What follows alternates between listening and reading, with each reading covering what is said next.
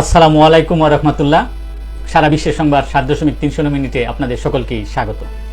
দেশের প্রধান প্রধান দৈনিক পত্রিকাগুলো তাদের শিরোনামে যে খবরগুলো গুরুত্ব সহকারে ছাপিয়েছে তাই নিয়ে আপনাদের মাঝে হাজির হলাম। আশা করি সাথেই থাকবেন।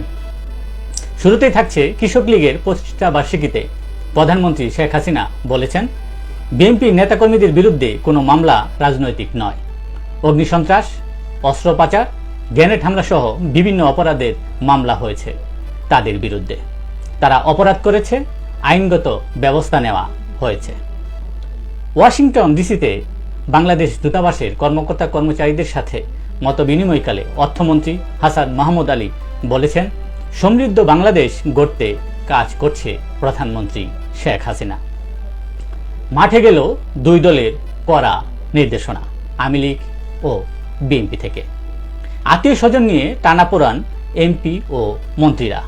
অন্যদিকে মনোনয়নপত্র প্রত্যাহার করতে বলছে বিএনপি। ঢাকা শিশু হাসপাতালের আইসিইউ পুড়ে ছাই। চারদিকে আতঙ্ক, স্বজনদের ছোটাছুটি, ভোগান্তি।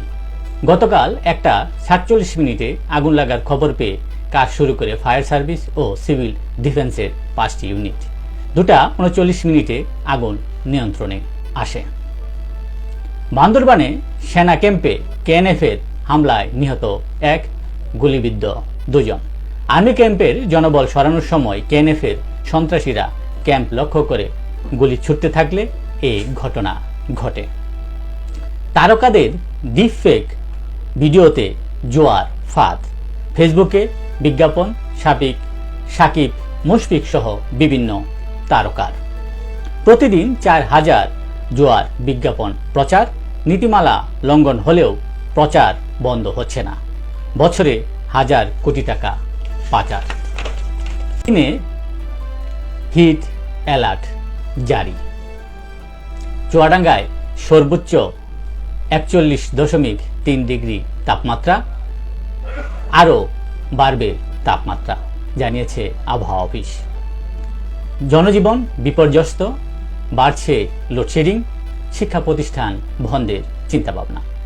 দেশের প্রধান প্রধান দৈনিক পত্রিকাগুলো তাদের আন্তর্জাতিক খবরে যে খবরগুলো গুরুত্ব সহকারে ছাপিয়েছে তার মধ্যে শুরুতেই থাকছে, ভারতে প্রথম দফায় শান্তিপূর্ণ নির্বাচন, ভোট পড়েছে 60%। ইরানে হামলা করল ইসরায়েল, ড্রোন ধ্বংসের দাবি তেহরানের, পরমাণু স্থাপনা অক্ষত। নেতানিয়াহুর বিরুদ্ধে পরোয়ানা জারি করতে পারে আন্তর্জাতিক আদালত। অভিযোগ, গাজা উপত্যকায় ইসরায়েলি বাহিনীর সামরিক অভিযান এবং এতে আন্তর্জাতিক আইন ও মানবাধিকার লঙ্ঘন। ফিলিস্তিনকে এবারও জাতিসংঘের সদস্য হতে দিল না যুক্তরাষ্ট্র।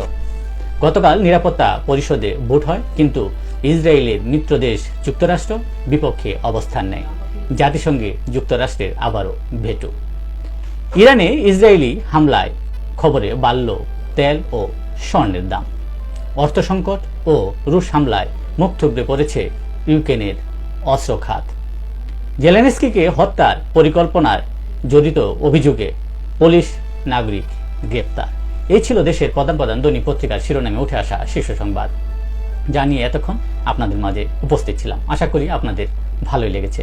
সার্বিক খবরের বিবেচনায় যদি আপনাদের কোনো অভিমত, অভিব্যক্তি, সমালোচনা কিংবা কোনো পরামর্শ থেকে থাকে তাহলে অবশ্যই কমেন্টসে জানাবেন। আপনাদের কমেন্টসের প্রত্যাশায় আজকের মতো এখানে বিদায় নিচ্ছি। আবারও দেখা হবে আগামীকাল ঠিক একইভাবে সারা বিশ্বের সংবাদ 7.3 মিনিটে। সে পর্যন্ত সকলেই ভালো থাকবেন, সুস্থ থাকবেন। আসসালামু আলাইকুম ওয়া রাহমাতুল্লাহ। শুভ সকাল সকলকেই।